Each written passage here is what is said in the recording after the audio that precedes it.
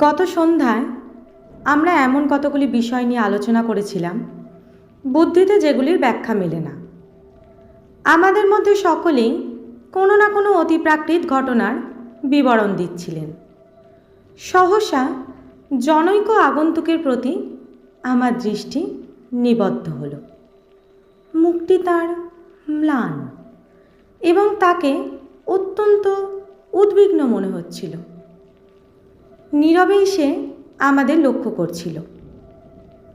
ড্যাবনি তাকে আমাদের এই সান্ধ্য মজলিসে সাদর আহ্বান জানিয়ে জিজ্ঞেস করেছিল, এমন কোনো অলৌকিক ঘটনা তার জানা আছে কিনা। একটু চিন্তা করে সম্মতিসূচক ঘাড় নেড়ে সে বলেছিল, সত্য ঘটনা কল্পনাশ্রয়ী গল্পের চেয়ে আমার কাছে অধিকতর আকর্ষণীয়। আমি আপনাদের এমন একটি ঘটনার কথা বলতে পারি যেটি আমার মনে গভীর রেখাপাত করেছে, আর একটু আগেই সেটির বিস্ময়কর পরিসমাপ্তি ঘটেছে। আমরা তাকে ঘটনাটির বিবরণ দিতে অনুরোধ করি। সে শুরু করে, বছর দুয়েক আগে ওরমন্ড স্ট্রিটের একটি ভাড়া বাড়িতে আমি থাকতাম। আমার ঘরে এর আগে যিনি থাকতেন শোবার ঘরের দেওয়ালে তিনি রং করিয়েছিলেন, কিন্তু দেওয়ালটি ছিল স্যাঁতস্যাঁতে, আর তাই ছোট বড় নানান আকারের অসংখ্য ছবি ফুটে উঠেছিল দেওয়ালে। এই দাগগুলির মধ্যে কতকগুলি দাগ মিশে অবিকল একটি মানুষের মুখের আকার নিয়েছিল। প্রতিদিন সকালে বিছানা ছেড়ে ওঠার আগে আমি অপলক দৃষ্টিতে সেটির দিকে চেয়ে থাকতাম আর ভাবতাম সে আমার প্রকৃত সঙ্গী। এক ভাড়াতে সে আর আমি একসঙ্গে বাস করি। অন্যান্য দাগগুলি মিলিয়ে যেত কিংবা পরিবর্তিত রূপ নিত, কিন্তু আমার সঙ্গীর মুখটি অপরিবর্তিতই থেকে যেত।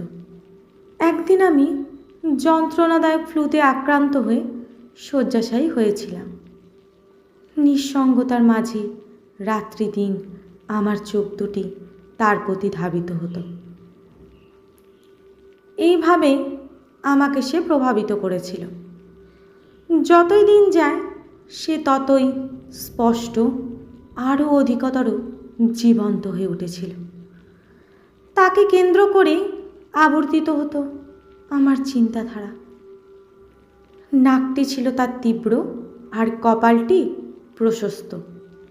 মনে হতো বিস্ময়কর তার ব্যক্তিত্ব। এমন এক ব্যক্তিত্ব হাজারে বুঝি একজনের মধ্যেই মেলে। ধীরে ধীরে আমি সুস্থ হয়ে উঠতে লাগলাম, কিন্তু আমার সমস্ত মন প্রাণ সে অধিকার করেছিল।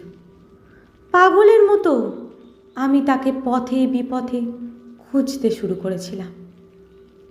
এমন একটা ধারণা আমায় পেয়ে বসেছিল যে বাস্তবেও ঠিক এমন একজন মানুষের অস্তিত্ব আছে, আর তাকে আমায় খুঁজে বের করতেই হবে।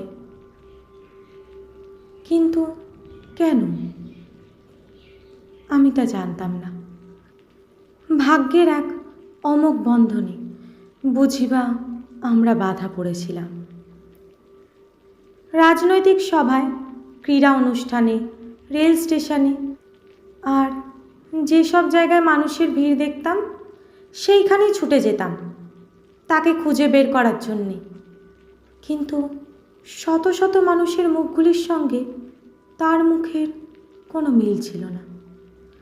তাকে সন্ধানের নেশা আমায় পাগল করে তুলেছিল। সব কিছুই আমার কাছে মিথ্যা আর তুচ্ছ বলে মনে হতো। সত্য ছিল কেবল সে। জনবহুল রাজপথে আমি তার প্রতীক্ষায় দাঁড়িয়ে থাকতাম, যতক্ষণ না পর্যন্ত পুলিশ আমাকে চোর ভেবে আমার দিকে তাকাতো। পথচারীরা আমায় উন্মাদ ভেবে আমার পাশ কাটিয়ে চলে যেত। আমি কখনোই মহিলাদের দিকে তাকাতাম না, শুধুই তাকাতাম পুরুষের দিকে। কেননা আমি যাকে খুঁজছিলাম সে মহিলা নয়, পুরুষ। এই পর্যন্ত বলে শ্রান্ত হয়ে সে তার প্রশস্ত ভুরুর ওপরে হালকাভাবে হাত বুলিয়ে নিয়ে পুনরায় বলতে শুরু করে। অবশেষে সত্যি একদিন তার দেখা পেয়েছিলাম। পিকাডিলির দিকে সে যাচ্ছিল ট্যাক্সিতে।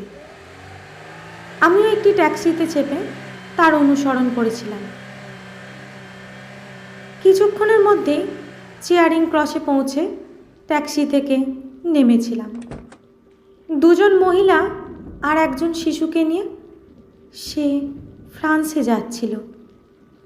আমি তার সঙ্গে কথা বলার অপেক্ষায় ছিলাম, কিন্তু ইতিমধ্যে তার সঙ্গে আরও কয়েকজন বন্ধু এসে যোগ দিয়েছিল।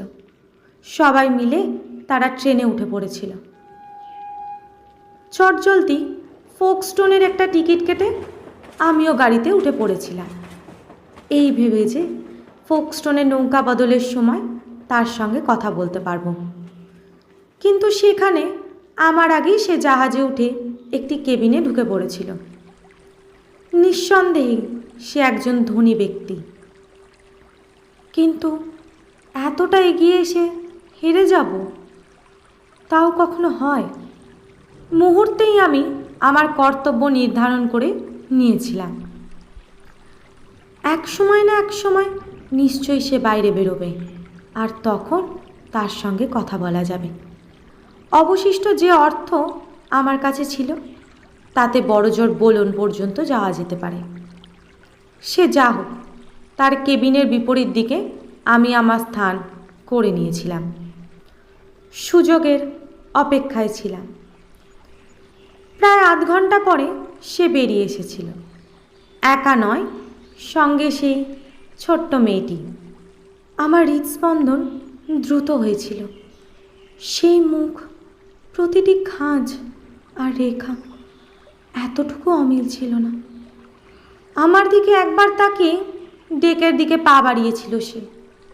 কে যেন আমার অন্তর থেকে বলে উঠেছিল, এই সুযোগ আর কখনোই আসবে না। মানুষের জীবনে এই সুযোগ একবার মাত্রই আসে। মাফ করবেন, অনুগ্রহ করে আপনার নাম ঠিকানা ছাপা একটি কার্ড যদি আমায় দেন, আমার বিশেষ প্রয়োজন, আমি বলেছিলাম। বিস্মিত হয়ে সে আমার দিকে তাকিয়েছিল, কিন্তু আমার অনুরোধ উপেক্ষা করতে পারেনি। তাড়াতাড়ি কোটের পকেট থেকে একখানি কার্ড বের করে আমার হাতে তুলে দিয়ে মেয়েটিকে সঙ্গে নিয়ে সে ডেকের দিকে এগিয়ে গিয়েছিল। আমায় সে নির্ঘাত পাগল ভেবেছিল, আর তাই নীরবেই সে চলে গিয়েছিল। কার্ডটি হাতের মুঠোয় চেপে জাহাজের নির্জনতম কোণটি বেছে নিয়ে সেখানে দাঁড়িয়ে সেটিকে দৃষ্টি নিবদ্ধ করেছিলাম। চোখ আমার ঝাপসা হয়ে এসেছিল। মনে হচ্ছিল হৃদয় স্পন্দন বুঝিবা স্তব্ধ হতে চলেছে। কার্ডের ওপর স্থূলাক্ষরে তার নাম, ঠিকানা মুদ্রিত। মিস্টার ওরমন্ড ওয়াল, পিটসবার্গ, আমেরিকা। তার সঙ্গে সঙ্গে আমি জ্ঞান হারিয়েছিলাম। জ্ঞান ফিরেছিল বোলনের এক হাসপাতালে। সেখানে একে একে অতিবাহিত হয়েছিল কয়েকটি সপ্তাহ। গত মাসে সেখান থেকে ছাড়া পেয়েছিলাম। এই পর্যন্ত বলে সে থামল। আমরা মুখ চাওয়াচাই করতে থাকলাম।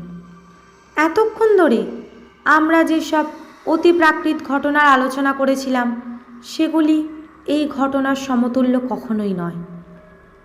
কয়েক মিনিট পরে সে আবার বলতে শুরু করে। আবার আমি ওরমন্ড স্ট্রিটে আমার সেই ভাড়াটে বাড়িতে ফিরে গিয়েছিলাম। তারপর কত খোঁজ করেছিলাম তার, আমেরিকাবাসী পত্রিকা সম্পাদকদের কাছে, লন্ডন প্রবাসীদের কাছে। এই তথ্যটুকুই শুধু সংগ্রহ করেছিলাম যে লোকটি কোটিপতি। ইংল্যান্ডে বসবাসকারী এক পরিবারে তার জন্ম, কিন্তু কোথায় তা জানতে পারিনি। এইভাবেই সময় কেটে যাচ্ছিল। সেদিন রাতে যথারীতি দেরি করে শুতে গিয়েছিলাম, আর তাই সকালে ঘুম ভেঙেছিল দেরিতে। যখন উঠলাম তখন সোনালি সূর্যলোকে আমার ঘর ভরে গিয়েছিল।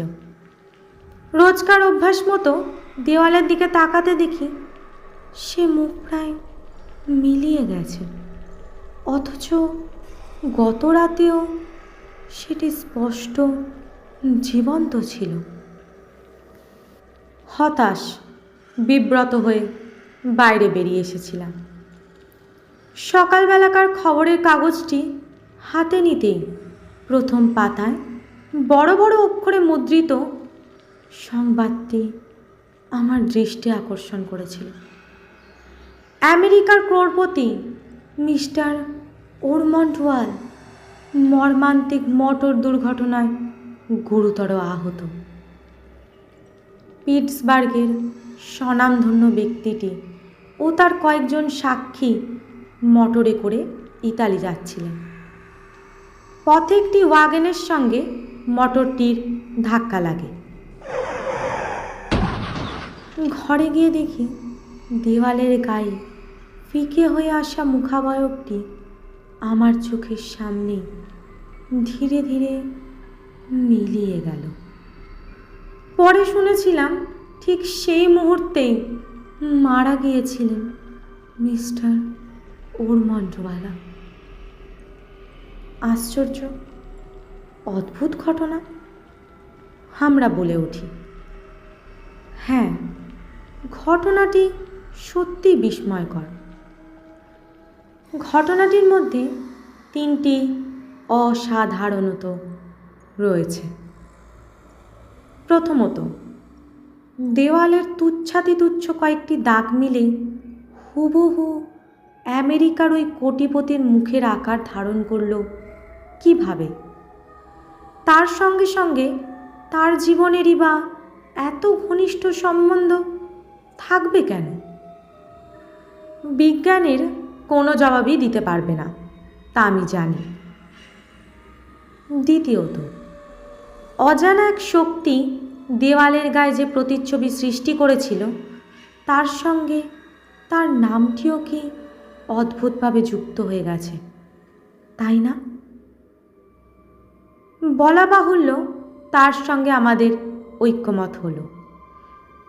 আমাদের সকলকে শুভরাত্রি জানিয়ে দরজার দিকে সে পা বাড়ালো। আর ঠিক সেই মুহূর্তে আমাদের একজন তাকে জিজ্ঞাসা করল, কাহিনীর তৃতীয় আশ্চর্যজনক বিশেষত্বটি কি? সঠিক প্রশ্নই করেছেন। তৃতীয় আশ্চর্যজনক বিশেষত্বটি হল এই যে মাত্র আধ ঘন্টা আগে আমি গল্পটি তৈরি করেছি। পুনরায় আপনাদের শুভরাত্রি জানাই। সমাপ্ত।